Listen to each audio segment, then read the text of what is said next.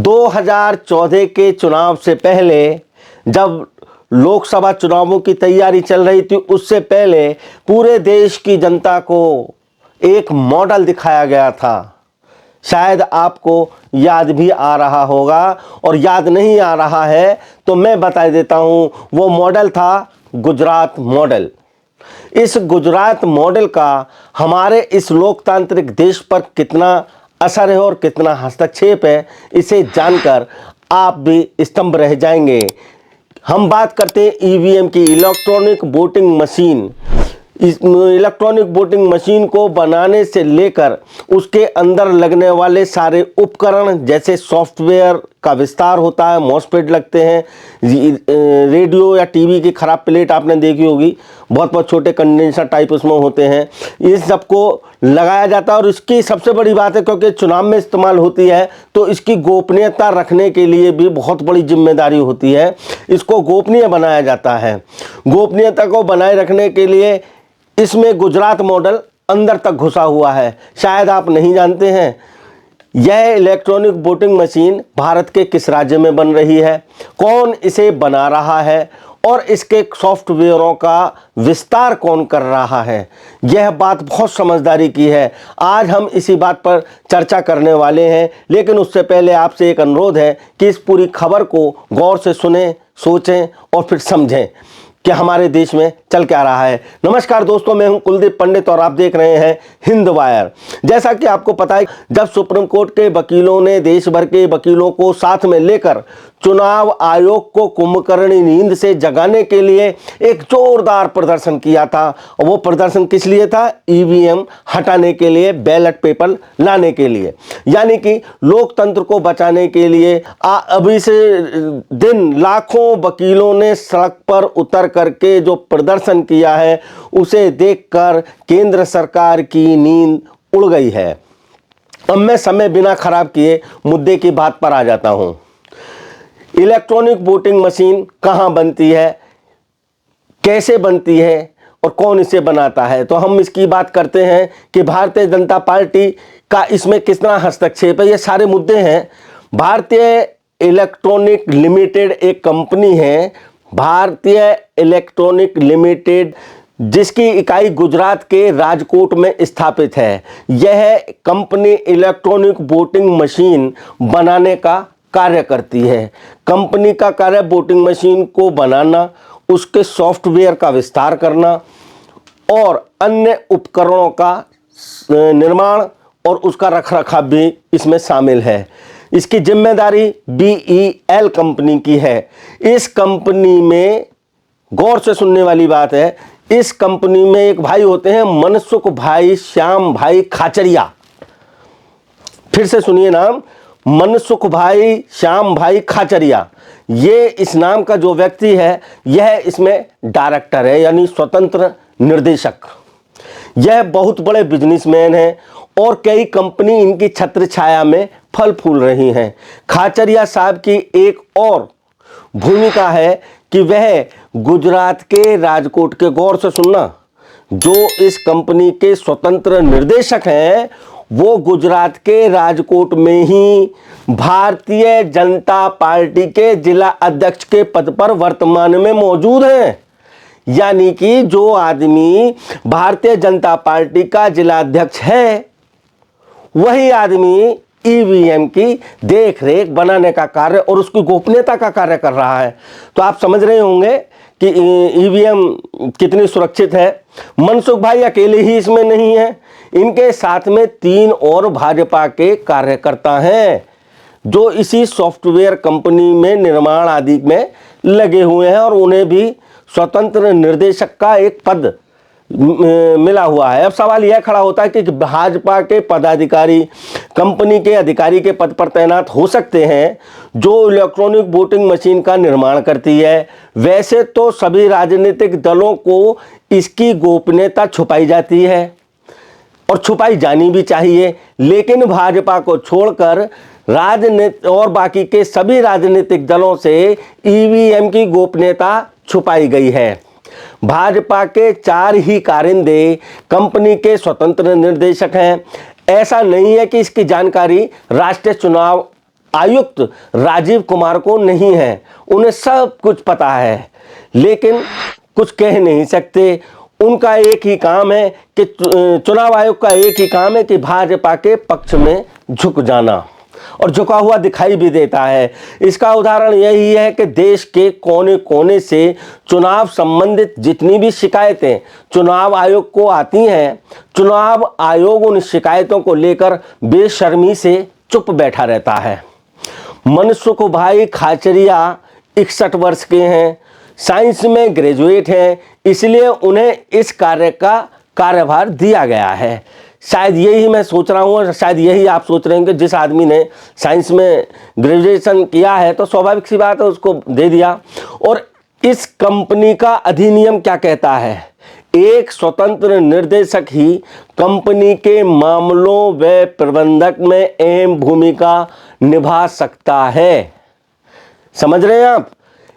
जो कंपनी का निर्देशक है वो ही इस कंपनी के सारे मामलों में महत्वपूर्ण भूमिका निभा सकता है। निर्माण आपूर्ति में लगी बीईएल कंपनी की हेराफेरी के प्रति देश की जनता आलोचना कर रही है। जैसा कि सुप्रीम कोर्ट के वकील ईवीएम को लेकर विरोध प्रदर्शन कर रहे थे, उसके बावजूद भी चुनाव आयोग इलेक्ट्रॉनिक वोटिंग मशीन को देवता मानकर पूज रहा है।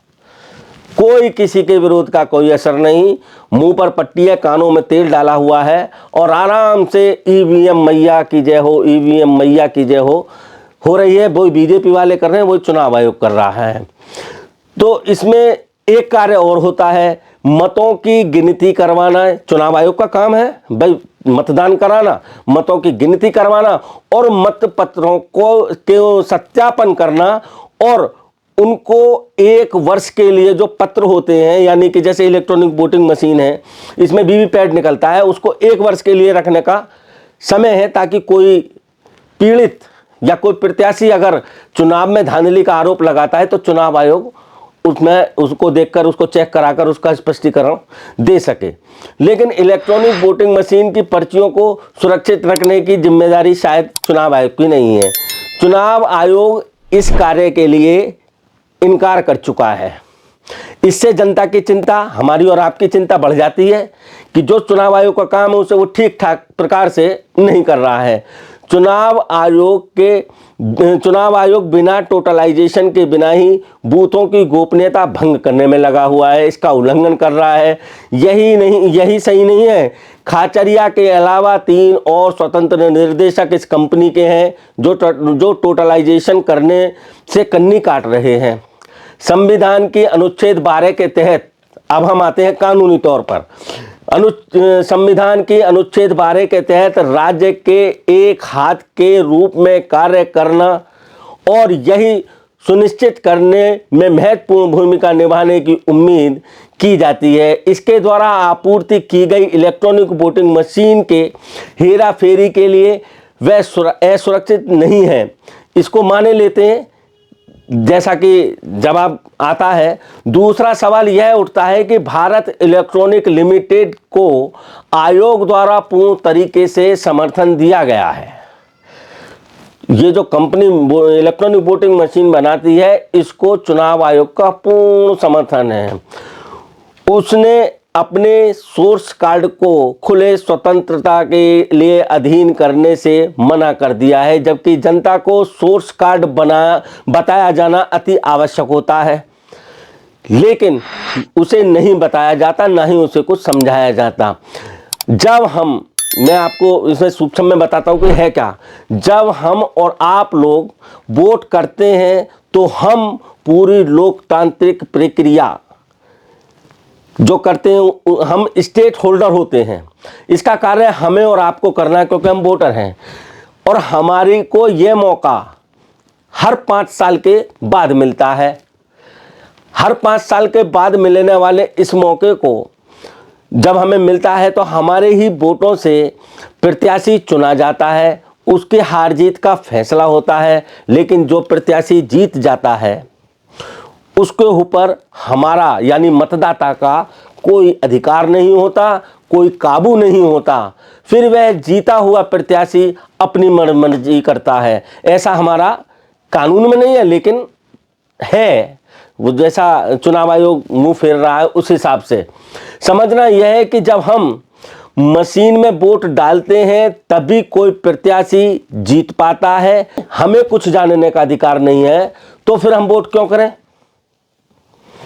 अब संविधान के अनुच्छेद 324 की बात कर लेते हैं। संविधान के अनुच्छेद 324 के तहत अपनी भूमिका जानने का हर नागरिक को पूरा अधिकार है, जिससे हमें वंचित रखा जा रहा है।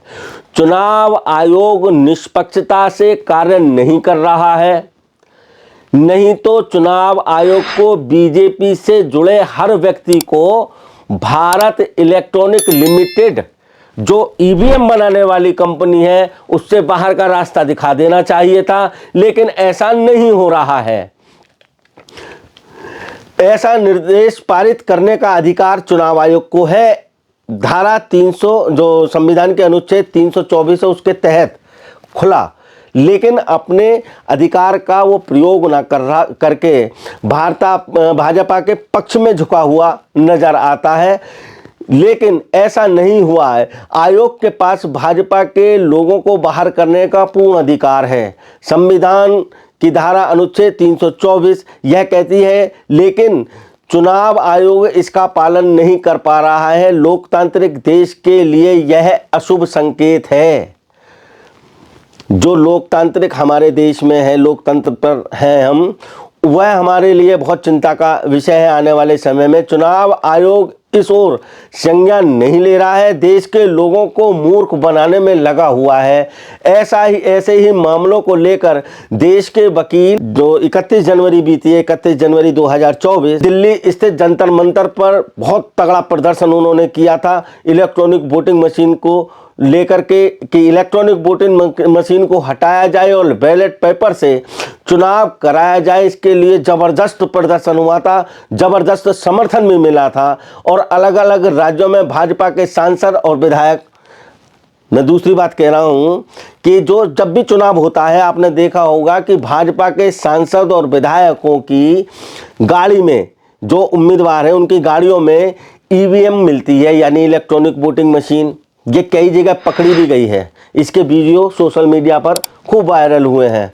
सवाल यह है कि इन लोगों के पास ईवीएम मशीन कहां से आई, जिन्हें यह गाड़ी में रखकर खुलेआम घूम रहे हैं। कोई ईवीएम ऐसी चीज़ नहीं है कि बाजार में बिकती है या किसी सब्जी मंडी से खरीद लाए। अगर आपको लोकतंत्र बचाना है तो इलेक्ट्रॉनिक वोटिंग मशीन को बंद करना अति आवश्यक है। अब आप समझ गए होंगे कि इलेक्ट्रॉनिक वोटिंग मशीन कितनी सुरक्षित है। जो कंपनी इसका निर्माण करती है या इसका रखरखाव करती है, भाजपा के उम्मीदवार इसके डायरेक्टर हैं। जो लोग इसका सॉफ्टवेयर विकसित करते हैं वो लोग भाजपा के हैं और भाजपा से जुड़े हुए हैं। तो फिर इस देश की जनता को समझ लेना चाहिए कि भाजपा या चुनाव आयोग द्वारा हमें मूर्ख क्यों बनाया जा रहा है, क्यों बार बार चुनाव कराया जा रहा है। लोकतांत्रिक देश में जब हम वोट देने का अधिकार है तो हमारा वोट कब और किसको गया, सही जगह गया या नहीं गया, यह जानने का अधिकार भी संविधान ने अनुच्छेद 324 के तहत हमें दे रखा है। हमारी यह खबर आपको कैसी लगी हमें कमेंट जरूर करो और हमारे चैनल को लाइक व सब्सक्राइब करें। और अब इसी के साथ ही मुझे कुलदीप पंडित को दीजिए इजाजत। जय हिंद, जय भारत।